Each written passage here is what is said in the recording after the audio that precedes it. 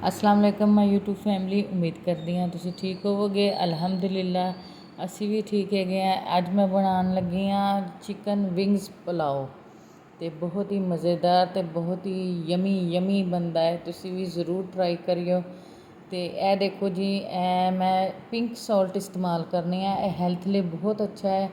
White salt जोड़ा है बिल्कुल ना यूज़ करो, वो तुहाडे लिए ब्लड प्रेशर लिए बहुत नुकसानदेह है। क्योंकि मैनू डॉक्टर ने रैकमेंड किया सीगा। डॉक्टर कहते पिंक सॉल्ट इस्तेमाल करो, वो सेहत लिए बहुत अच्छा है। तो उस तो बाद मैं पिंक सॉल्ट इस्तेमाल करनी है। तो बस इस तरह मैं इस तरह वड्डे जारां दे विच डाल के रख लैनी है कि इस तरह पैकेटां दे विच रखिया जाए तो चीज़ खराब हो जाती, ज़ाया होंदी है। तो अजकल जिन्ना महंगाई का दौर है, चीज़ नूं ज़ाया नहीं करीदा। तो मैं इस तरह जार दे विच डाल के तो रख लैनी है। इस तरह डब्बे तुसी भी किसी भी करियाने की शॉप तो लै सकते हो, कैंडीज़ वगैरह विच आंदियां ने। तो बस इनू फिल करके रख लिया करो। मैं तो बस इसी तरह करनी हाँ। बच्चे कोई टाफियां टिक्कियां लैन जाते हैं तो उन्होंने मैं कह देनी हुन्नी हाँ कि बेटा उन्होंने पुछो अगर कोई जार वगैरह खाली है तो सानू दे दिओ। वो फिर दे देंगे 10-20 रुपये दे विच मिल जाता है जार। तो फिर मैं यूज़ इस तरह कर लैनी हाँ। तो वेखो मैं 2 गिलास चावल ले ने, इन्होंने मैं भिगो के रख दिता है। तो उस दूसरी तरफ मैं तड़का अपना तैयार कर लिया।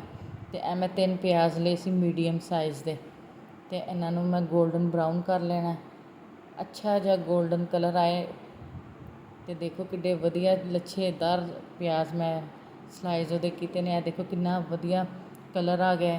तो ये हुण मैं लसन डाल देना, तो नाल हरियां मिर्चां। लसन तो हरियां मिर्चां दोवां नूं इकट्ठे मैं चंगी तरह फ्राई कर लेना प्याज़ां दे नाल ही। जदों लसन सोते हो जाए ना, इन्हूं गोल्डन नहीं करना, सोते हो जाए तो फिर इस तो बाद ये नाल मैं टमाटर डाल देने ने। तो देखो किड्डा वधिया कलर आया है ना। तो तुसी भी सेम प्रोसीजर इस तरह बनाओगे तो इंशाल्लाह वेखियो बड़े बेहतरीन चावल बनणगे। थोड़ा जिहा पानी डाल के मैनू हल्की आंच से रख दिता कि अपना अच्छी तरह कलर छोड़ दे। तो यह वेखो कितना वधिया इन्हें अपना कलर छड्ड दिता है। तो इन्हूं अच्छी तरह से भुन के तो ये फिर असी टमाटर डाल देना है। टमाटर इस तरह स्लाइस के नाल कटिया करो कि जल्दी मैल्ट हो जाते। तो नाल ही मैं अदरक डाल दिता है। तो नींबू मैं बाद चो ऐड कराँगी। तो अच्छी तरह नींबूआ की भुनाई तुसी करनी है, सॉरी नींबूआ की टमाटरां की भुनाई करनी है कि अच्छी तरह टमाटर तुहाडे मैल्ट हो जाए। तो देखो कितनी जल्दी मैल्ट हो गए ने। है कि थोड़ा टाइम लगता है पर चीज़ अच्छी बनती है। मैं दालचीनी के 3 टुकड़े ले सी, 3 मोटी इलायची के 5 तो 6 अदद लौंग, तो 8 तो 10 दाने मैं ले सीगे काली मिर्च के। तो यह देखो कितनी बेहतरीन भुनाई हो रही है। यकीन मनो बहुत ही टेस्टी तो मज़ेदार बनते थे। यह 1 चम्मच मैं जीरा लिया, साबुत जीरा। अच्छा मैनू चावलों के साबुत जीरा बहुत ही पसंद है। तो मैं कहनी हाँ कि चावल जीरे वाले चावल बड़े अच्छे लगते हैं, उसका टेस्ट ही बड़ा ज़बरदस्त लगता है। तो अच्छी तरह थोड़ा जिहा पानी डाल के तुसीं इसदी भुनाई कर लेना कि मसाला चंगी तरह मैल्ट हो जाए। मैं विंग्स डाल दिते ने। मैं हाफ kg विंग्स ले सीगे। तो अच्छी तरह इनू भुन लेना है तुसीं। मैं नाल ही ना ये नमक ऐड कर देना है, नाल सुक्का धनिया डाल के तो अच्छी तरह इन्हूं मैं भुन लेना है। क्योंकि देखो स्पाइसिस तुसीं अपने हिसाब नाल डालियो। तुसीं तेज़ खांदे तो तुसीं तेज़ डालो, तो अगर लाइट खांदे तो लाइट। क्योंकि मैं स्पाइसिस ज़्यादा नहीं खाती, इसलिए मैं लाइट मसाला ज़्यादा डालनी हाँ। तुसीं अपने हिसाब दे नाल डाल लिओ।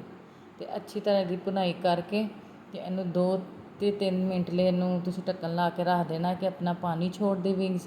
तो देखो कितना बेहतरीन ने अपना पानी छोड़ दिता है। तो अच्छी तरह मसाला भी नालों नाल भुनिया जाता है, तो नालों नाल साडी गोश्त की भुनाई भी होंदी है। तो देखो किड्डा बेहतरीन किस्म का साडा मसाला भी भुनिया गया है तो गोश्त भी भुनिया गया है। तो हुण इस स्टेज पर असीं नींबू डाल देंगे। नींबूआं दा यह फ़ायदा है कि तुहाडे चावल जिहड़े बड़े चटपटे तो बड़ी लजीज बनते हैं। जिस तरह तुहाडे देग दे चावल होंदे ना, सेम उस तरह का फ्लेवर बनता है। तो यह मैं मेजरमेंट करके 3.5 गिलास पानी डालांगी, क्योंकि 2 गिलास मैं चावल ले सीगे। ਕਿਉਂਕਿ ਮੈਂ ਪਹਿਲੇ ਭਿਓਂ ਕੇ ਰੱਖ ਦਿੱਤੇ ਸੀਗੇ, ਤੇ 3.5 ਗਲਾਸ ਬਸ ਇਨਫ ਹੋਏਗਾ, ਕਿਉਂਕਿ ਇਹਦੇ ਵਿੱਚ ਜ਼ਿਆਦਾ ਪਾਣੀ ਡਾਲਣ ਨਾਲ ਸਾਡੇ ਚਾਵਲ ਨਰਮ ਨਾ ਪੈ ਜਾਣ। ਤੇ ਇਹ ਦੇਖੋ ਬੜੇ ਬਿਹਤਰੀਨ ਜੇ ਸਾਡੇ ਚਾਵਲ ਦੀ ਯਖਨੀ ਹੁਣ ਪੱਕੇਗੀ, ਤੇ ਇਹਨੂੰ ਅਸੀਂ ਤਕਰੀਬਨ ਜਿਸ ਤੱਕ ਉਬਾਲ ਅੱਛੀ ਤਰ੍ਹਾਂ ਨਹੀਂ ਆਉਂਦਾ ਇਹਨੂੰ ਪਕਾਵਾਂਗੇ। ਤੇ ਇਹ ਦੇਖੋ ਕਿੰਨਾ ਵਧੀਆ ਉਬਾਲ ਆ ਗਿਆ ਦਾ। ਤੇ ਬਸ ਤੁਸੀਂ ਨਮਕ ਟੇਸਟ ਕਰ ਲੈਣਾ, ਤੇ ਅਗਰ ਘੱਟ ਹੈ ਤਾਂ ਇਹਦੇ ਵਿੱਚ ਥੋੜ੍ਹਾ ਨਮਕ ਹੋਰ ਐਡ ਕਰ ਲੈਣਾ, ਪਰ ਮੈਂ ਨਮਕ ਦੀ ਜਗ੍ਹਾ 'ਤੇ ਚਿਕਨ ਕਿਊਬਸ ਡਾਲ ਰਹੀ ਹਾਂ, ਕਿਉਂਕਿ ਇਹਦਾ ਫੁੱਲ ਰਿਚ ਫਲੇਵਰ ਆਵੇ। ਬਹੁਤ ਹੀ ਮਜ਼ੇਦਾਰ ਚਾਵਲ ਇਹ ਬਣਨਗੇ ਇਹਦੇ ਨਾਲ। ਯਕੀਨ ਮੰਨੋ ਇਸ ਤਰ੍ਹਾਂ ਲੱਗੇਗਾ ਜੈਸੇ ਤੁਸੀਂ ਦੇਖਦੇ ਚਾਵਲ ਖਾ ਰਹੇ ਹੋ। ਇਹ ਦੇਖੋ ਕਿੱਡੇ ਵਧੀਆ ਮਾਸ਼ਾਅੱਲਾ। ਇਹ ਹੁਣ ਮੈਂ ਚਾਵਲ ਇਹਦੇ ਵਿੱਚ ਡਾਲ ਦੇਣੇ ਜਿਹੜੇ ਮੈਂ ਭਿਗੋ ਕੇ ਰੱਖੇ ਸੀਗੇ। ਯਕੀਨ ਮੰਨੋ ਜਦੋਂ ਮੈਂ ਬਣਾ ਰਹੀ ਸੀ ਨਾ, ਤੇ ਇਹਦੀ ਖੁਸ਼ਬੂ ਮੇਰਾ ਦਿਲ ਕਰਦਾ ਸੀਗਾ ਕਿ ਬਸ ਜਲਦੀ ਜਲਦੀ ਇਹ ਪੱਕ ਜਾਣ ਤੇ ਮੈਂ ਖਾ ਲਵਾਂ। ਤੇ ਇਹ ਦੇਖੋ ਕਿੱਡਾ ਜ਼ਬਰਦਸਤ ਪੁਲਾਓ ਦਾ ਕਲਰ ਆਇਆ। ਇਹ ਓਰੀਜਨਲ ਪੁਲਾਓ ਦਾ ਕਲਰ ਹੈ। ਉਹ ਚਿੱਟੇ ਚਿੱਟੇ ਚਾਵਲ ਪੁਲਾਓ ਉਹਦਾ ਕੋਈ ਐਡਾ ਮਜ਼ਾ ਨਹੀਂ ਲੱਗਦਾ। ਜੇ ਦੇਖੋ ਹਲਕਾ ਜਿਹਾ ਬੜਾ ਜਿਹਾ ਬਰਾਊਨਿਸ਼ ਜਿਹਾ ਕਲਰ ਚਾਵਲਾਂ ਦਾ ਹੋਵੇ, ਇੰਝ ਲੱਗਦਾ ਜਿਵੇਂ ਦੇਖਦੇ ਚਾਵਲ ਨੇ। ਇਹਨਾਂ ਨੂੰ ਮੈਂ ਦਮ 'ਤੇ ਲਾਤਾ। ਇਹ ਦਮ ਤੋਂ ਬਾਅਦ ਵੇਖਿਓ ਕਿੱਡੇ ਵਧੀਆ। ਤੇ ਪਲੀਜ਼ ਮੈਨੂੰ ਲਾਈਕ ਅਤੇ ਸਬਸਕ੍ਰਾਈਬ ਜ਼ਰੂਰ ਕਰੋ, ਮੇਰੀ ਵੀਡੀਓ ਨੂੰ ਜ਼ਿਆਦਾ ਤੋਂ ਜ਼ਿਆਦਾ ਸ਼ੇਅਰ ਕਰੋ, ਅਤੇ ਪਲੀਜ਼ ਪਲੀਜ਼ ਮੇਰੇ ਲਈ ਦੁਆ ਕਰੋ ਅੱਲਾ ਮੈਨੂੰ ਕਾਮਯਾਬ ਕਰੇ, ਅਤੇ ਮੈਂ ਇਸ ਤਰ੍ਹਾਂ ਦੇ ਬਿਹਤਰੀਨ ਖਾਣੇ ਬਣਾ ਕੇ ਤੁਹਾਡੇ ਅੱਗੇ ਪੇਸ਼ ਕਰਾਂ।